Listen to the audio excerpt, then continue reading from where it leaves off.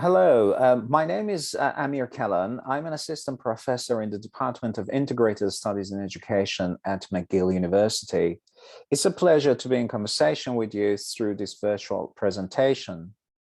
Today, with this presentation, I hope to show literacy practices are not isolated technical linguistic performances, but as socially situated skills, they could be the direct outcome of intercultural experiences, among other factors. To highlight a particular case, I'm going to explain how the ability to write in a particular genre in an additional language is developed over time in multiple cultural contexts. Drawing on an ethnographic research project, which studied the cultural, intellectual, and literate lives of 3 multilingual writers in Toronto, Canada, I will show how these writers' success in engaging with the genres that they wrote in was a result of 3 underlayers. 1, the broader semiotic agility, 2, the hermeneutic agility, and 3, the discursive agility. My research shows that all these layers were supported and sustained by my participants' prolingual practices across multiple cultures. In connection with the title of our session, Intersections of Interculturality and Multimodality, I hope to show that even seemingly technical literacy and semiotic practices, such as successful construction of a written genre, are enriched and best developed with intercultural interactions. From 2014 to 2018, I conducted an ethnographic study of the literate lives of 3 immigrant women who successfully wrote in English as their learned language in Toronto, Canada. You can find a full report of this project in my recent book, Sociocultural and Power Relational Dimensions of Multilingual Writing, published by Multilingual Matters. The participants were from different ethnic and linguistic backgrounds. Clarice was from Brazil, Magda was from Hungary, and Choman was from Iran's Kurdistan. All these names are pseudonyms, and I chose them after the participants' favorite writers who wrote in the participants' mother tongues. Next to attention to the diversity of mother tongues, I recruited these participants because they engaged with different genres. Clarice was an academic writer, Choman was a novelist, and Magda was a technical and textbook writer. I was interested to learn about these women's writing practices and textual engagements. I wondered how these immigrants' literate and intellectual lives enabled them to successfully write in English as their adopted language. In the course of my research, the genre criterion proved to have been a naive choice as a participant identifier. The genres that these writers officially projected as their expertise in their institutional, academic, and literary interactions, for instance, in the CVs, bios, job interviews, and so on, did not capture the rich genre performances. These writers' genre performances were complex, multi-rhetorical, and multidisciplinary. The simplification of these writers' genre identities, rather than the genre practices, was more reflective of how our educational, institutional, and economic structures, for instance, the publishing industry, classify and recognize genres. Genre, in this sense, is a form of marketing tool that can help individuals enter profession and economic networks. I learned from my research that what remained hidden in everyday pigeonholing of genres were complex genre experiments, hybrid semiotic engagements, translingual performances, and intercultural experiences. These writers did not excel in a particular English genre because of their intensive focus on that genre. Instead, they comfortably adopted that genre because they had extensively engaged with multiple genres in different languages. They had developed a dynamic genre agility, which allowed them to comfortably move between genres.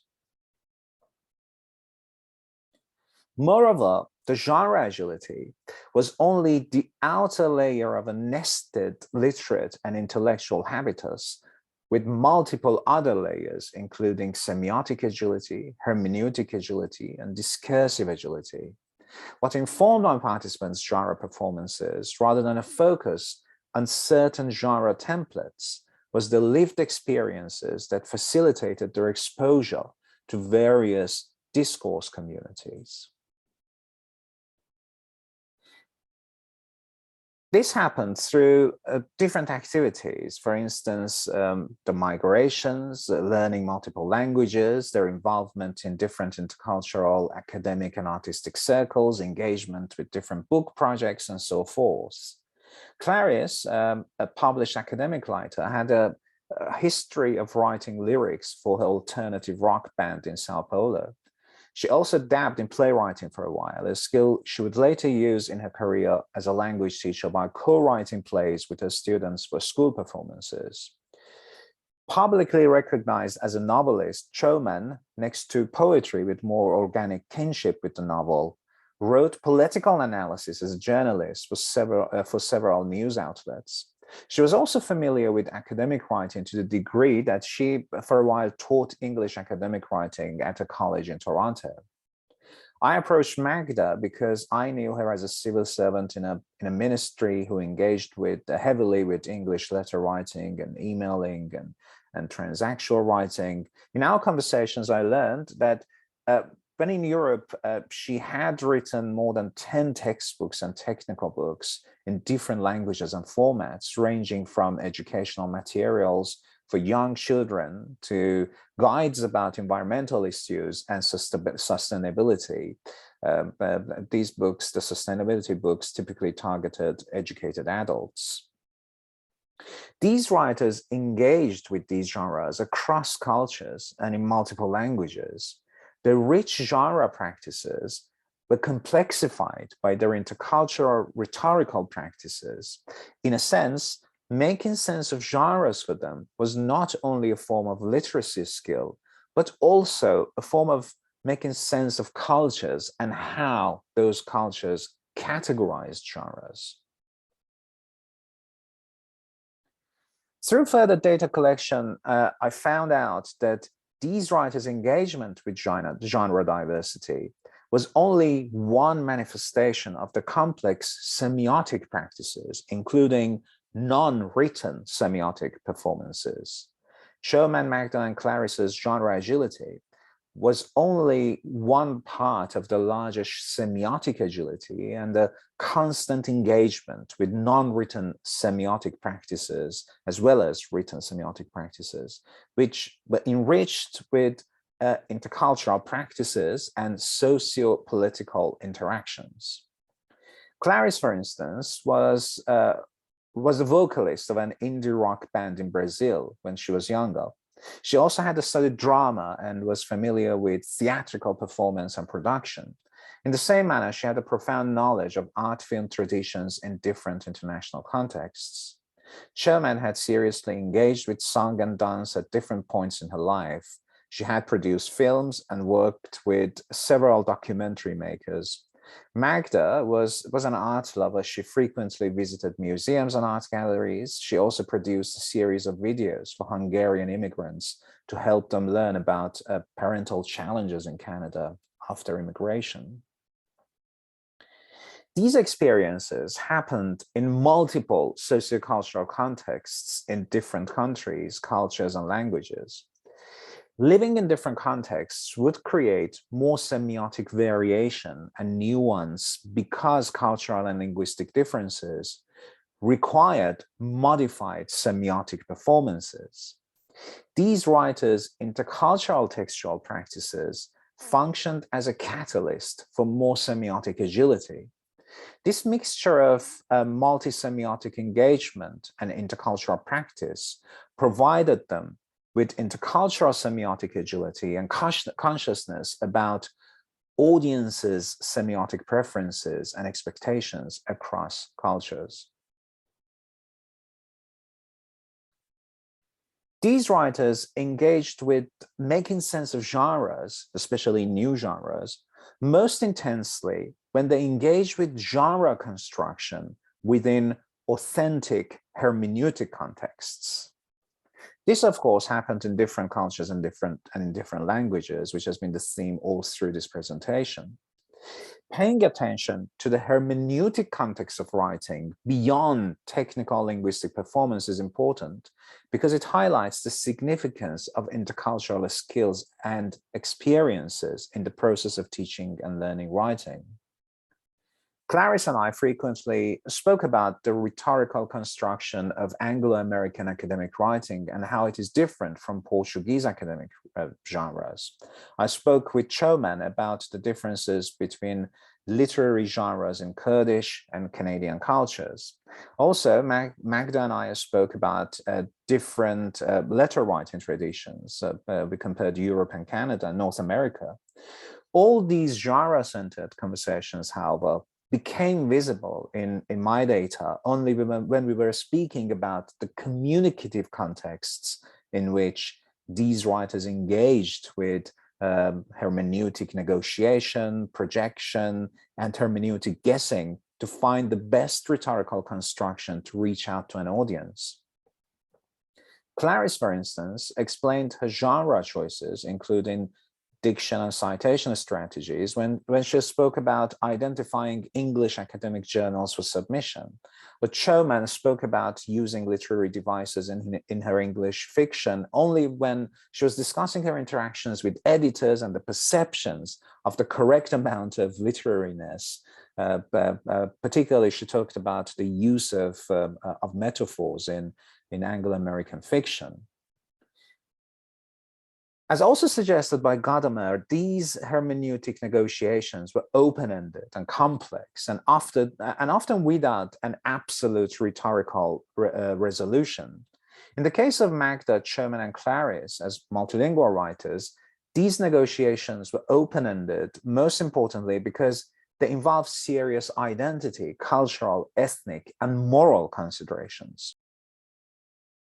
Clarice, for instance, spoke about making formalistic concessions to publish her work in English journals, but not to the degree that would force her to, in her words, sell my soul to the devil, that is, changing my language to the point that the meaning of my message doesn't represent what I originally wanted.